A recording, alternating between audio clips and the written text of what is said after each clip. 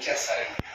అర్థమైందా? రైటింగ్ వచ్చేటప్పటికి ladies writing వచ్చేటప్పుడు ఎట్లా ఉంటాయి, ఆనందించి ఎలాగ ఉంటాయి, ఓకేనా? అది బాయ్స్ అంత నీట్గా ఉండవు కాబట్టి. బట్ కాంపిటేటివ్ ఫీల్డ్లో వచ్చేటప్పటికి ఆ లేడీస్ రైటింగ్ అనేది చెకింగ్ ఉండదు కాబట్టి మార్క్సే పరంగా కాబట్టి స్పీడ్ అనేది ఎక్కువ ఉంటుంది కాబట్టి కంపారిజన్ విత్ గర్ల్స్ బాయ్స్ది స్పీడ్లో వచ్చేటప్పటికి లేదా ఐక్యూ పరంగా కూడా బాయ్స్ ఎక్కువ ఉంటుందండి కంపారిజన్ విత్ గర్ల్స్ కన్నా కూడా, ఓకేనా?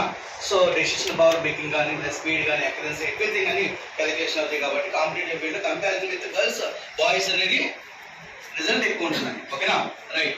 సో అన్నింటిలో మీకు రిజర్వేషన్ ఇచ్చేసి ఉంది, ఓకేనా?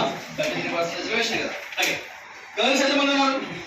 6. Girls average 50, boys 44. Boys average 40. Multiplication ఒకసారి చూడమ్మా.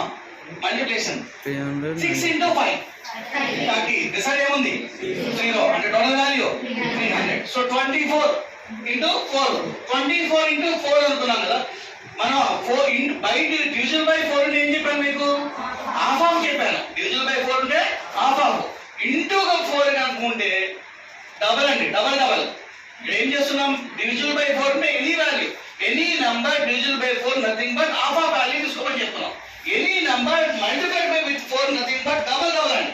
24 డబల్ అయితే 48 డబల్ అయితే 96 పక్కన 0 అండి. అర్థమవుతుందండి మల్టిప్లికేషన్. సో అంతేగాని 24 into 24 4 are 96. ఈ క్యాలిక్యులేషన్ కాదు. 24 డబల్ అయితే 48 డబల్ అయితే 96. This side 0. So 960 300 total value 1260 by. So total how many students? 30. 24 plus 6 30 students.